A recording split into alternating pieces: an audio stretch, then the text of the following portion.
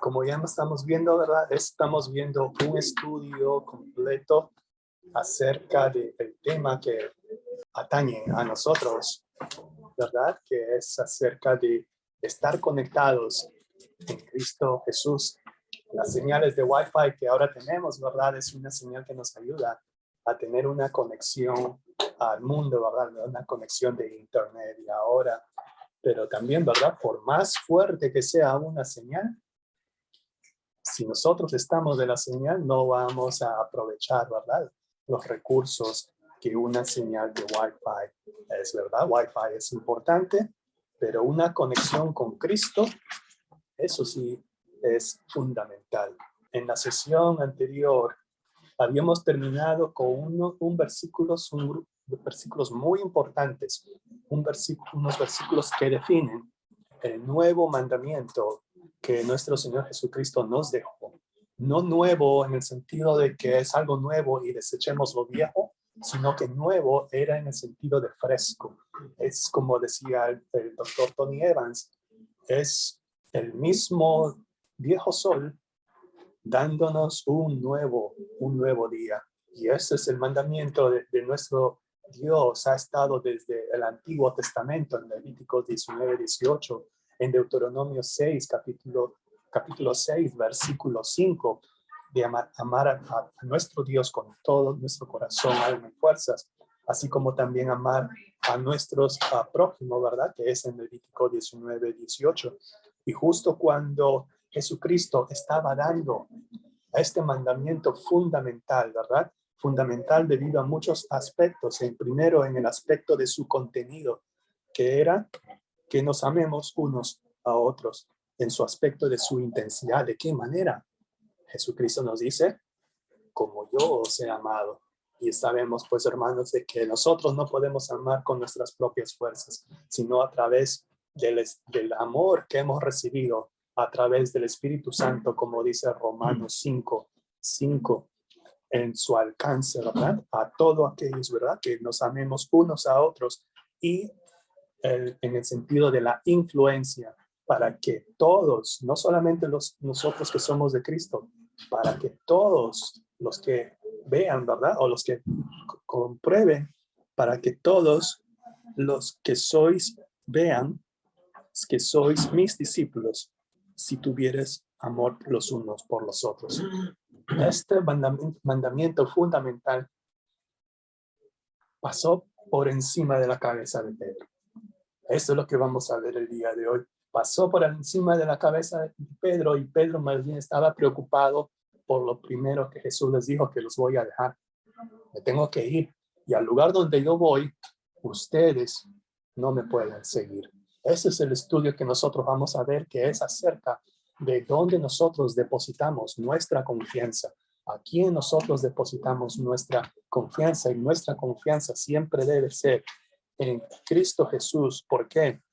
Porque Él es el camino, Él es la verdad y Él es la vida.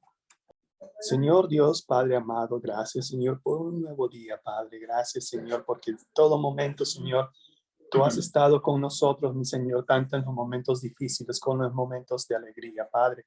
Así, Señor, te damos las gracias, Señor, porque tú y solo tú, mi Señor, eres digno de confianza. Asimismo, Padre amado, te pedimos, mi Señor, que al estar conectados a través de tu Hijo Jesucristo, Señor, que Él es el camino, Padre amado, para ti, Señor, ayúdanos a crecer en esa confianza, Señor. Señor, así como nosotros confiamos que tenemos la vida eterna a través de tu Hijo, ayúdanos también, Señor, a confiar en el día de mañana que no sabemos qué vendrá, Señor. Es momentos inciertos que vivimos en este mundo, pero, Padre amado, danos, mi Señor, y ayúdanos a crecer confiando en ti plenamente, Señor, y no en nuestras propias facultades. Te lo pedimos, Padre amado, en el nombre de tu Hijo, nuestro Salvador y Señor. Amén.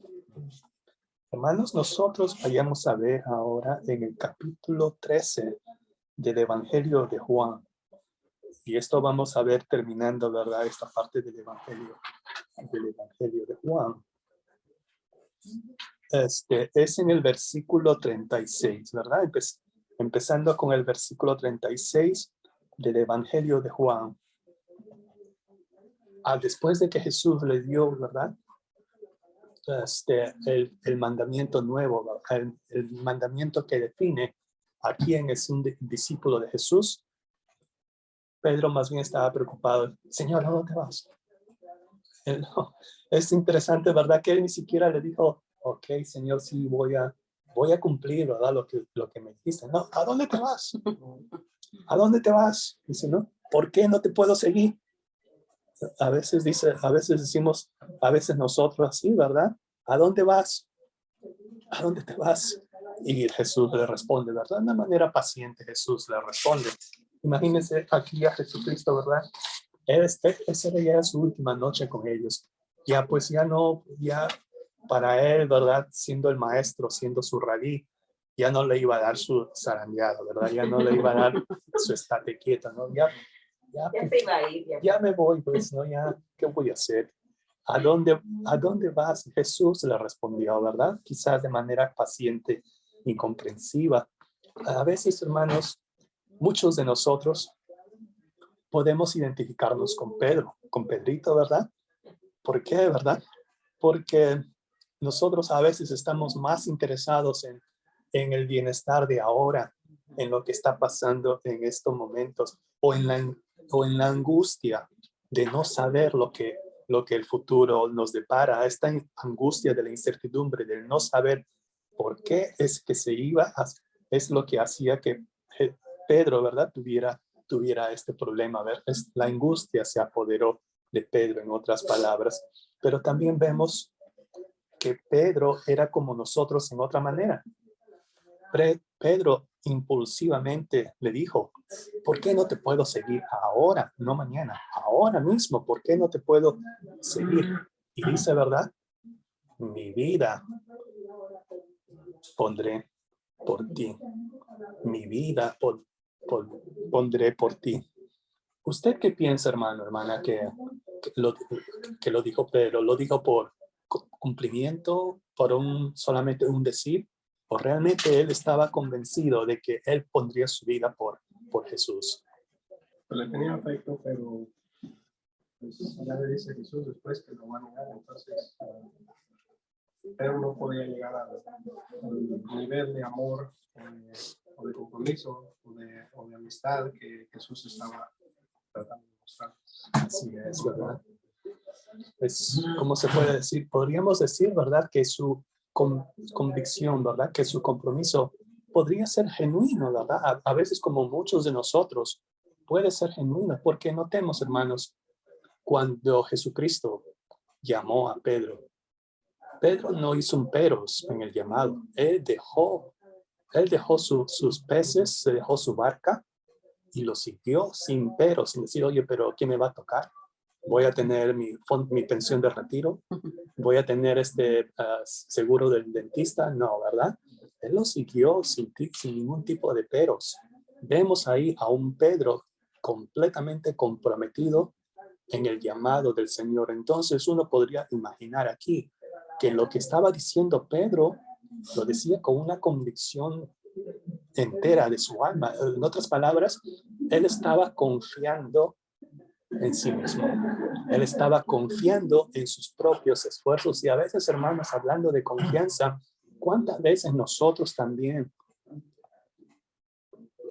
pedimos a alguien que confíe en nosotros cuando realmente a veces o nosotros le pedimos a Dios que confíe en nuestra convicción, en nuestros ministerios, pero no somos tan constantes, no hacemos lo que nosotros mismos hemos dicho que íbamos a hacer? Nosotros no somos dignos de confianza, pero al único que nosotros podemos confiar es en el Señor. Y déjeme comentarle una anécdota, ¿verdad? En la cual no me gusta hablar de mí, ¿verdad? Ustedes sabrán, pero les voy a contar de todos modos. Cuando yo estaba en el trabajo, y como tampoco me gusta que sepan cuándo es mi cumpleaños, pero de alguna manera fueron a recursos humanos, ¿verdad? Y buscaron. Entonces, un día, mi jefe me regaló una taza de café que tenía una inscripción que decía, confía en mí, porque mi nombre es Roberto. Bueno, la verdad, eso es lo que él quería darme, ¿verdad? Como un regalo de cumpleaños. Confíen en mí porque mi nombre es Roberto. Y hermanos, usted no se imagina lo que pasó ahí. Que yo ya había decidido de antemano renunciar a la compañía. Ya en mi mente, yo ya había tomado la decisión de irme y me dan una taza de café que digan, confíen en mí. Y no sé, hermanos, ¿verdad? Y a veces uno se pone a pensar también en nuestra vida cristiana. ¿Cuántas veces nosotros hemos dicho al Señor, Señor, confía en mí, yo voy a hacer el ministerio que tú me has encargado, yo me voy a encargar, así otros te fallen, yo no te voy a fallar. Hermanos, ¿cuántas veces, hermanos? No, yo no quiero que usted responda, sino es solamente una pregunta que usted mismo puede responder. ¿Cuántas veces te he dicho, Señor, que te voy a obedecer? Pero las circunstancias de la vida me obligan a desistir de la promesa que te hice. A veces, hermanos, nosotros podemos fallar, pero el único que no falla es nuestro Señor. Y vemos aquí que también de la misma manera Pedro se parece a muchos de nosotros. Pedro creía que era lo suficientemente fuerte, lo suficientemente apasionado, lo suficientemente experimentado y lo suficientemente dedicado para aferrarse en su fe en Jesús sin importar nada. Y mire qué pasó, ¿verdad? Jesucristo le dice pacientemente, le dio una buena sacudida, ¿verdad? A la confianza del mismo Pedro, tu vida pondrás por mí, le dice Jesucristo. De cierto os digo, esto está en el versículo 38, ¿verdad? De cierto te digo, no cantará el gallo sin que me hayas negado 3 veces. 3 veces. Pedro negaría incluso conocerlo, ¿verdad? Negó y negó. Como este cantante, ¿verdad? Que decía muy agradecido. Pedrito, ¿verdad? Otro Pedrito. Oye, Roberto, pero ahorita lo que estamos viendo, haz de cuenta que es una cosa muy interesante también que podemos ver. De que Pedro, cuando Jesús le dice estas palabras, ¿acaso tú pondrías tu vida por mí? Si tú te fijas en los pasajes que estamos viendo anteriormente, Pedro es un personaje en el que tenemos que hacer algo, ¿verdad? Como tú dices. Pedro, por ejemplo, antes de esto, cuando estaba en la lección de quién iba a traicionar a Jesús, Pedro ahí también tuvo que ver, fue algo central en ese momento que estaba en ese acto de cuando Jesús dice quién va a ser el que me va a traicionar. Y antes de eso está el lavamiento de los pies, donde otra vez Pedro tiene que ver ahí en ese tema. Una cosa que yo he mirado es que, por ejemplo, muchas veces sabemos cristianos que nomás porque nos traen a la iglesia, o porque viene mi papá, o porque viene mi esposo, porque viene mi esposa, porque mi mamá sí me dijo, porque yo y mi mamá que venía, mi papá que venía, por tradición o lo que sea. Pero Pedro, yo veo un Pedro de vocación. Muchas veces no somos cristianos de vocación. La reacción de Pedro al saber que había negado a Jesucristo 3 veces fue una reacción, ¿cómo se dice?, de arrepentimiento, podríamos decir, ¿verdad? Porque en Mateo 26:75 dice, y saliendo fuera del lugar donde estaban reunidos, ¿verdad? Dice, lloró amargamente. Hermanos, eso si nosotros solamente lo leemos de manera ligera, no vamos a entender.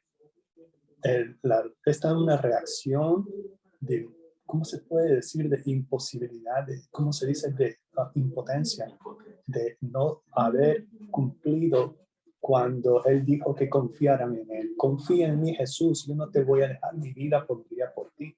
Y cuando no pudo cumplir, lloró amargamente. Entonces ahora nosotros, al pasar al capítulo 14 y en el versículo 1, Jesucristo les dice,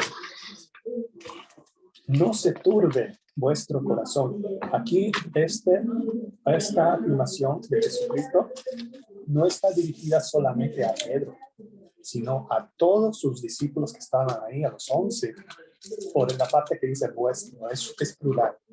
Porque si solamente le hubiera dicho a Pedro, hubiera sido nuestro, tu corazón, es vuestro. En otras palabras, a todos los discípulos, así como usted mencionó, hermano, de que Pedro tuvo la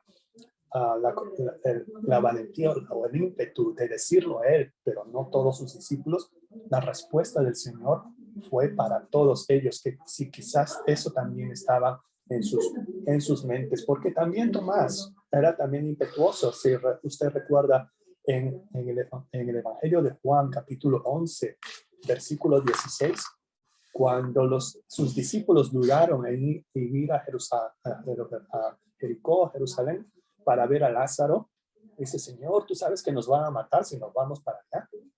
Y Tomás le dijo: no, si vamos a morir, muramos con él. Él también fue así. Quizás también ese pensamiento estaba en algunos de sus discípulos, pero Juan registra solamente la respuesta o la reacción de Pedro, ¿verdad?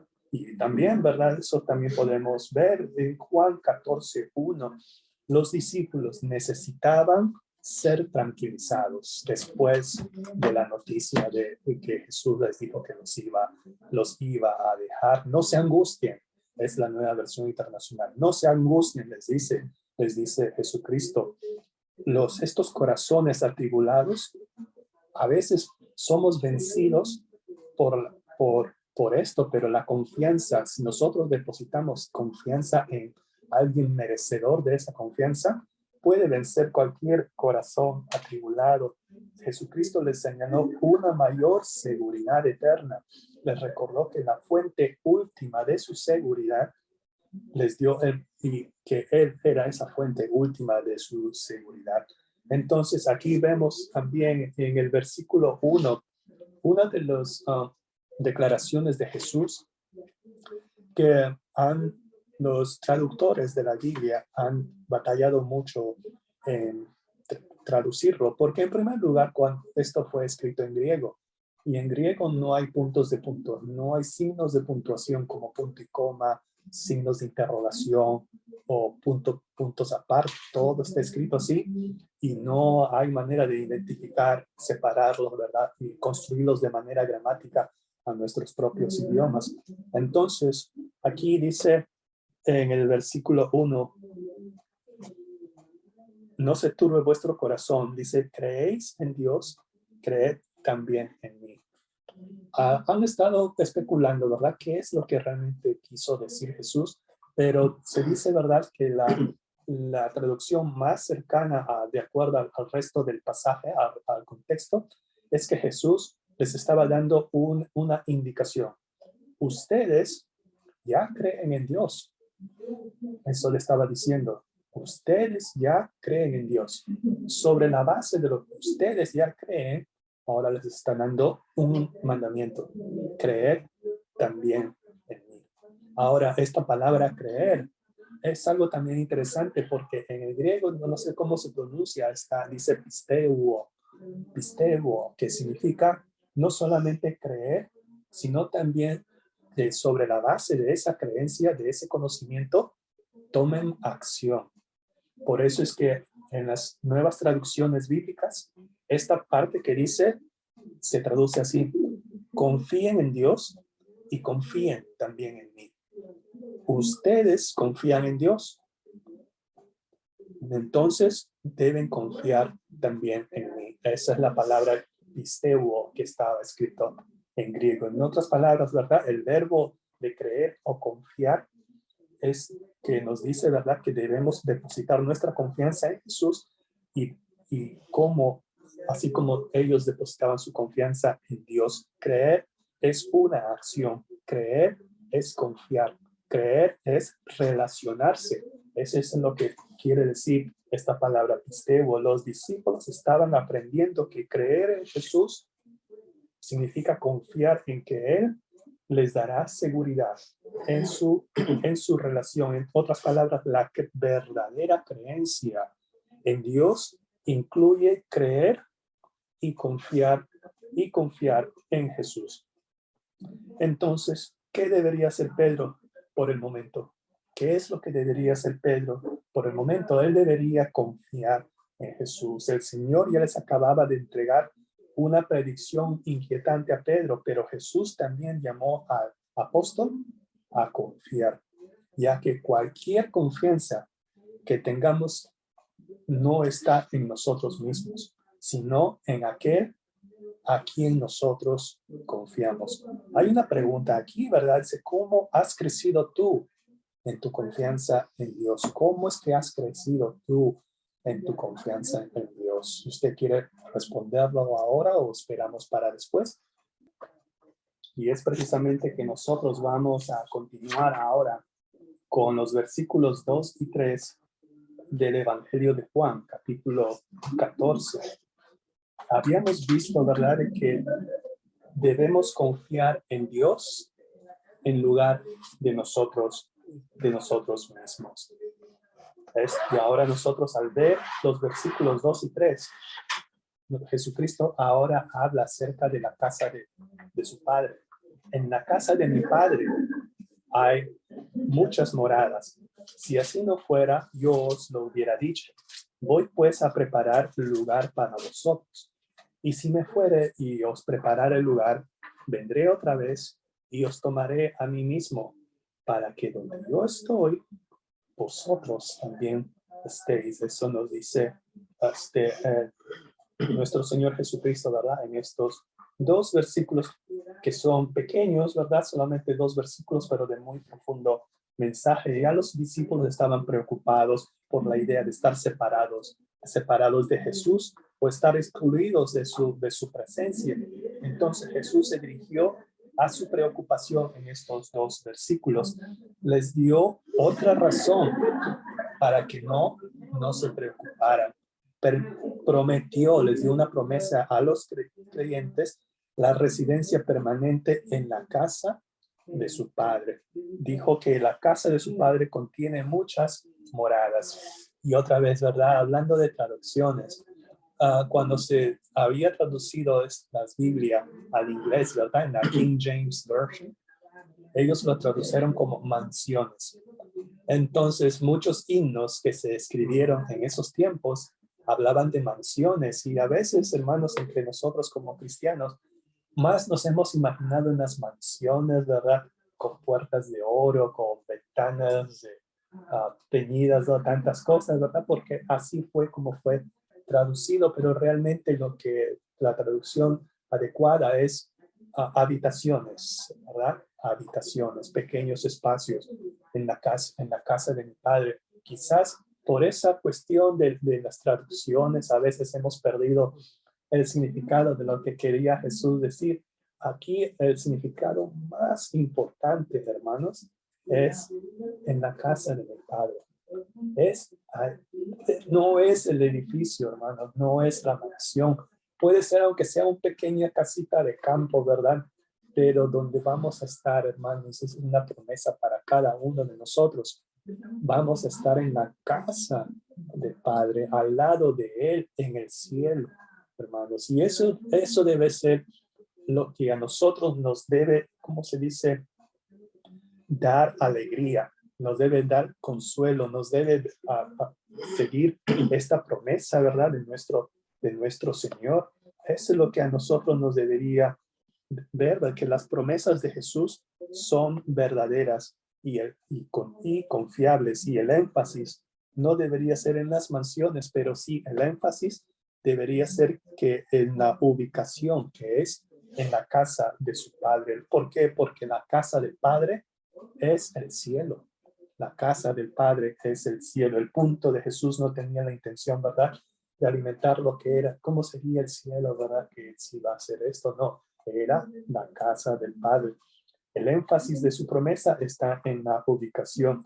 Y ahora, para nosotros, ¿de qué manera nos anima? Una pregunta para nosotros. ¿De qué manera nos anima que Jesús está preparando una casa para cada uno de nosotros, hermanos? ¿De qué manera nos anima esto, verdad? De que ahora, estando conectados con Él, esa conexión no solamente es completa, sino eterna. ¿Por qué? Porque vamos a estar en la casa de nuestro Dios Padre. Entonces, el versículo 3 dice que tal vez los discípulos todavía estaban perturbados a pesar de las palabras que Jesús les estaba diciendo, porque continuamente Jesús les continuó asegurándome, y si me fuere y os prepararé el lugar, vendré otra vez. Ay, qué gran promesa, hermanos. Vendré otra vez. Si hemos visto, hermanos, también cuántas veces Jesús prometió venir, aquí vemos en este versículo su promesa. Así como también vemos en Apocalipsis, ¿verdad? He aquí vengo pronto, ¿verdad? También leemos aquí en este versículo 3, si tenemos duda, si nos falta confianza de que Jesús dijo que no iba a venir, aquí vemos en este versículo 3, yo vendré, dice, ¿verdad? Y déjenme ver cómo está escrito correcto. Vendré otra vez. Esta es qué gran promesa, hermanos, que vendré otra vez. Y no solamente vendrá otra vez, sino que yo los tomaré a ustedes, a mí mismo, que Él mismo nos tomará. Y no solamente eso, para que donde yo estoy, vosotros también estéis. Y estas son promesas, hermanos, de que debería animarnos, hermanos, debería hacer crecer nuestra confianza. Si no tenemos esta confianza en nuestro Señor Jesús, pidámosle a Él en oración, ¿verdad? Que nos ayude en nuestra fe. Ya tenemos la creencia, ya tenemos la fe, ahora nos falta la confianza, y la confianza se pone en práctica día a día, confiando en Él en el día a día. Y esto también podemos ponerla en práctica a través de su palabra, a través de las disciplinas que hemos aprendido, las disciplinas espirituales. Estas breves declaraciones resumen su próxima muerte, su resurrección, su ascensión y su regreso, eventos de que son esenciales para hacer que el cielo sea una realidad para nosotros. Pues qué triste es, de veras, de personas que no. Yo realmente, a mí a veces me traslado al tiempo que ellos estuvieron con Jesús. A nosotros nomás nos toca creer que Él va a regresar. Ahí en ese momento todavía ellos no miraban lo que es la resurrección, su ascensión, pero les estaba impidiendo eso, que creían. Nosotros que tenemos nada más la esperanza de que Él va a regresar y creer todo lo que estamos leyendo. Y qué triste ver que hay gente o cristianos que cuando nuestra fe, esa fe que nos pide Dios es puesta a prueba, pues y luego le fallamos a Dios y le volvemos a fallar y le volvemos a fallar. Te puedes arrepentir y luego le vuelves a fallar y te puedes arrepentir. Me parece que es un juego. Entonces cuando uno devalúa, le tomas poco valor a lo que Dios está diciendo. Entonces es uno mismo va poniendo esa barrera, ¿verdad? Y hay gente que ya hizo tanta cosa en la vida, tanta cosa, y pues Dios todavía tiene misericordia. Dios es grande en misericordia, ¿verdad? Pero el propósito que pienso yo es que si yo soy una persona plenamente confiada en Dios, plenamente, no nomás es porque yo me encierro en mí mismo, sino porque lo que Jesús le decía a los hijos, para que ustedes divulguen a los demás, tan grande es el reino. Aquí en los siguientes versículos, hermanos, podemos ver que confiar en Jesús es el único camino al Padre. Es el único camino al Padre. En el versículo 4 del Evangelio de Juan, capítulo 14, es interesante, ¿verdad? Que Jesús habla, yo pienso que aquí todavía se ha puesto el sombrero de maestro, ¿verdad? Él les dice, ¿y sabéis a dónde voy? Y sabéis el camino. Es interesante porque con este tipo de comentario provoca que alguien haga una pregunta o provoca una reacción.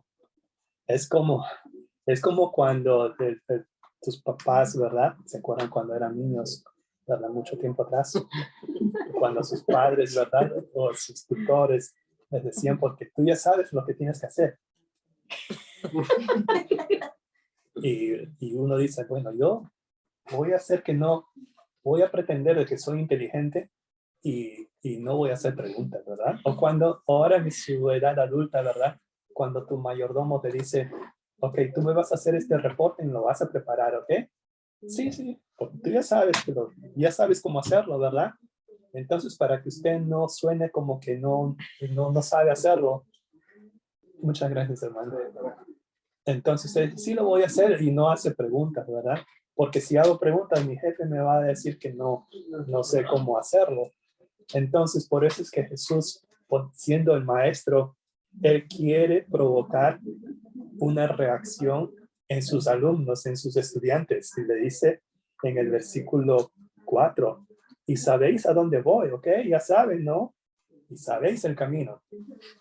Esa misma fórmula lo dice en el versículo 7, que no lo vamos a ver en el día de hoy, pero también esa misma fórmula utiliza en el versículo 7, que ocasiona una reacción en Felipe. Felipe, ¿verdad? El otro discípulo le dice, Señor, muéstranos al Padre y nos basta. No, pues, ¿verdad? Y Jesús ahí le responde, ¿cómo es que me dices, he estado con ustedes, ¿verdad? Caminando con ustedes por 3 años y todavía me dices, muéstrame al Padre? Bueno, ¿verdad? Eso yo lo dejo a usted como tarea, ¿verdad? ¿Cómo es que Jesucristo provoca ese tipo de preguntas o ese tipo de reacciones en sus discípulos? Es por eso que le dice, y sabéis a dónde voy y sabéis el camino. Sintiendo que Jesús estaba hablando de algo más que un simple paseíto por el jardín de Getsemaní, Tomás le dice, Señor, no sabemos, en plural, ¿verdad? Porque él estaba hablando en representación de los otros que pretendían que sí sabían de lo que estaba Jesús hablando. Señor, no sabemos a dónde vas. ¿Cómo pues podemos saber el camino? Aquí Tomás estaba haciéndole una pregunta en el sentido terrenal, ¿verdad? ¿A dónde te vas a ir si no sabemos la ruta, no sabemos el camino? Si bien todos los caminos conducen a Roma, ¿verdad? Porque ya en esa provincia de Judea ya era parte del Imperio Romano. Pero Tomás estaba haciendo una pregunta terrenal, pero Jesucristo le estaba dando una afirmación celestial, que Jesús les estaba diciendo cuál era el camino. Y esta fue una pregunta honesta, hermanos. A veces nosotros podemos tener preguntas honestas y cuando son honestas, hermanos, nuestro Señor responde las preguntas que son honestas. Nosotros no hemos nacido sabiéndolo todo, no hemos nacido conociéndolo todo. Si no conocemos, entonces podemos hacer una pregunta. Tomás admitió que estaba confundido y que era ignorante a lo que Jesús le estaba diciendo. Ustedes ya saben el camino y saben a dónde voy. Tomás pensó que Jesús usó el camino en términos geográficos, pero Jesús estaba utilizando el camino de manera celestial. Sin embargo, el camino es justo de lo que Jesús quería hablar y la verdad que quería que ellos captaran. Jesús es el único acceso que tenemos al Padre, su verdadera y fiel revelación y el centro de la vida que Él da. Y ahora este pasaje, ¿verdad? De Juan 14:6, le dice Jesús, le dijo, yo soy el camino y la verdad y la vida. Nadie viene al Padre sino por mí. Este es un versículo que ha causado mucho conflicto, tanto entre creyentes y no creyentes. Inclusive entre nosotros, los creyentes, hermanos, ha causado y causa mucho conflicto. Porque a nosotros, siendo de Cristo y que no conocemos todavía muy bien a Dios, pensamos o tratamos de racionalizar desde el punto de vista del mundo. Podemos decir, pero ¿cómo? Siendo Dios un Dios de amor, no vaya a crear varios caminos para que todos tengan la oportunidad de salvarse de la mejor manera que a ellos les parezca. Pero eso no es la manera, esa no es la intención. La intención es que la única manera de llegar al Padre es a través de Jesús, porque Él es el camino. Y una pregunta honesta podría decir, pero ¿cómo va a ser Él el camino? ¿Cómo voy a pisar yo a Jesús para ir por el camino? A veces es una pregunta honesta. Y este pastor explica de manera muy sencilla las cosas de Dios, las cosas de la Biblia. Él había explicado de esta manera, ¿verdad? Y espero que la pueda explicar yo también, la manera como lo explica. Este pastor fue pastor desde temprana edad, desde los 22 años, ya lo habían llamado a ser para el pastorado. Pero su ministerio era en zonas muy, muy remotas en el interior de Perú, en las regiones donde todavía habían nativos, donde habían indígenas que vivían en tribus. Entonces, en esos tiempos, la única manera de llegar a esos lugares tan remotos era a través de barquitos, era a través de botecitos, a través del río, de los afluentes del río Amazonas. Y él contrató un guía de 15 años, que era indígena también, y para que lo pudiera llevar. Este muchachito le dice, mira, pastor, yo lo voy a llevar a la aldea, ¿ok? Pero usted me va a seguir conforme a lo que yo hago. Si yo voy a la izquierda, usted va a la izquierda. Si yo voy a la derecha, usted va a la derecha. Si yo tengo que saltar, usted también tiene que saltar. Y así estuvieron, ¿verdad? Por un tramo así caminando por toda la maleza, por todo el matorral, y el muchacho agarrando un machete, ¿verdad? Abriendo lugar porque es todas zonas de bosques, de forest. Entonces, el muchacho iba y después se detuvo. Y el pastor decía, uy, este anda medio desorientado, decía él, ¿verdad? Pero no se lo quería decir al muchacho. Este anda medio desorientado, yo lo veo caminando por aquí, caminando por acá, y ahora lo veo así. Okay. Y siguieron. Después otra vez paró el muchacho y le dice, ahora sí le dijo, oye, para mí que tú te has perdido. No, pastor, yo nunca me pierdo eso.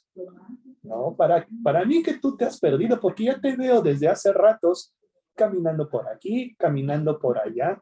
Para mí que te has perdido. Uy, ¿ahora dónde? ¿Cómo vamos a regresar? Dice, ¿eh? No, pastor, yo no me he perdido.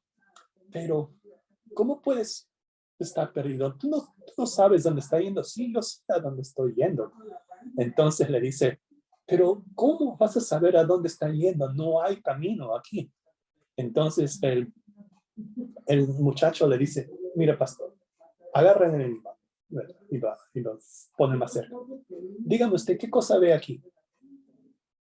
Puros matorrales, puros bosques, puros árboles. ¿De qué camino me está hablando ustedes? Aquí no hay camino. Aquí no hay camino. El único camino que hay aquí soy yo. Yo soy el que hago el camino. Entonces ahí a este pastor se le prendió el foquito. Dice, así es como dice Jesús. Yo soy el camino.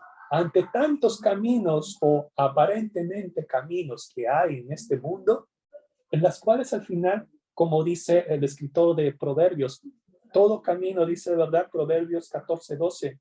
Hay camino que al hombre le parece derecho, pero su fin es camino de muerte.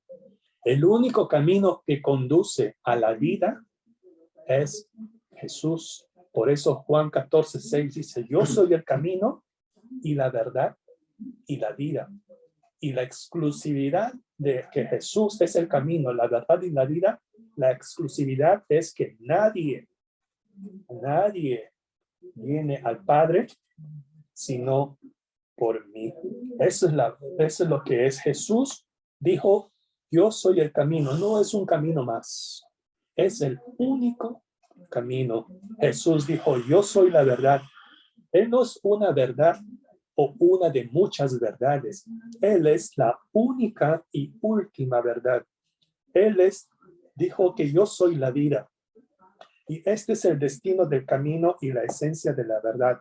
Él es el creador y Él es el sustentador de la vida. En Juan 10:10 Él nos dice, yo he venido para que tengan vida y tengan vida en abundancia.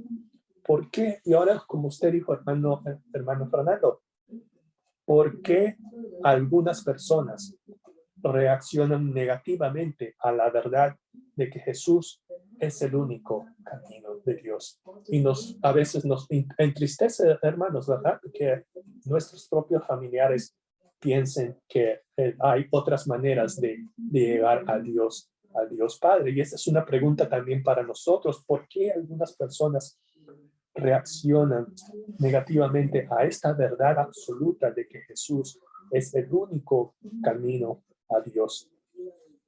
Hay muchas personas, ¿verdad?, que piensan que hay muchas maneras de llegar a Dios y lamentablemente están totalmente equivocadas, ¿verdad? Y nuestro trabajo, hermanos, no es convencerlos. Ese trabajo es del Espíritu Santo. Solamente Él puede abrir el corazón de cada una de las personas. El corazón es una puerta que solamente se abre desde adentro, no se abre desde afuera. Solamente el Espíritu Santo puede abrir esa puerta del que no cree todavía en nuestro Señor. Y así también llegó a nosotros, hermanos, sin duda.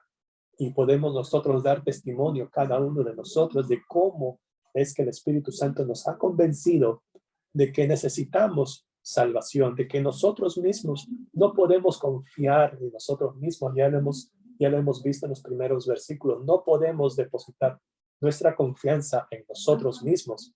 Nuestra confianza es solamente en quien merece nuestra confianza, y es nuestro Señor Jesús. Y Jesús es el camino, la verdad y la vida, y lo es. ¿Y cuál debe ser nuestra respuesta en este caso? Nuestra respuesta al yo soy, porque en el Evangelio de Juan tenemos siete declaraciones de Jesús en la cual Él nos dice el yo soy. Esta es la declaración número 6 que está en Juan 14:6. Yo soy. Este yo soy requiere de nosotros creencia, requiere fe y requiere confianza. Y como dice Hebreos 10:35, no perdáis pues vuestra confianza, que tiene grande galardón. No perdamos esta confianza que ya nosotros hemos depositado, esta confianza en nuestro Señor y Salvador Jesucristo, al nosotros entregarle nuestra vida a Él. Hermanos, tenemos comentarios, preguntas, ¿usted qué quisiera hacer? ¿Sí, hermano? Pero opino, hermano, que muchas veces tanto nosotros como nuestros familiares no entendemos por falta ya quizás sea de letra, entendimiento, discernimiento, pero la razón que hay un solo camino es para que no haya confusión, porque simplemente cuando viajamos nosotros a diferentes lugares, nos metemos a Houston, a otros lugares que hay tantos caminos, es muy fácil de perdernos y es muy fácil de desviarnos. Sin embargo, si hay un solo camino, usted sabe bien que va directo, ¿verdad? Pero otra cosa es también de lo que hablaba anteriormente, del versículo 2 al 3. Hay de nosotros si tenemos en poco una salvación tan grande. Gracias, Señor, en esta mañana, Señor, por habernos permitido estar aquí, Señor, aprendiendo de tu palabra, Señor. Gracias por la vida, por la salud, Señor. Gracias porque has estado con nosotros estas semanas, proveído el sustento, el trabajo, el techo, has proveído el transporte, Señor. Gracias por todas tus bendiciones, Señor, que tienes para cada uno de nosotros, Señor. Estamos agradecidos y queremos empezar esta nueva semana, Señor, creyendo aún más y confiando más en ti, Señor, que no haya dudas en nuestros corazones, Señor, que toda nuestra confianza esté puesta en ti todos los días, sean días difíciles, Señor, y días buenos, Señor. Ayúdenos, Señor, en esta semana y por toda nuestra vida, Señor, que podamos seguir conociéndonos cada día más, Señor, para poder confiar cada vez más en usted, Señor. Rogamos, gracias por la vida de Roberto, gracias por la vida de cada uno de mis hermanos que están aquí, los que están fuera, los que están enfermos, Padre. Las ponemos en sus manos, Señor, y cada una de nuestras familias, de nuestros hijos, de todos, Señor, cualquier situación que estemos pasando, Señor, esté con nosotros. Gracias por su amor y su misericordia. Amén. Amén.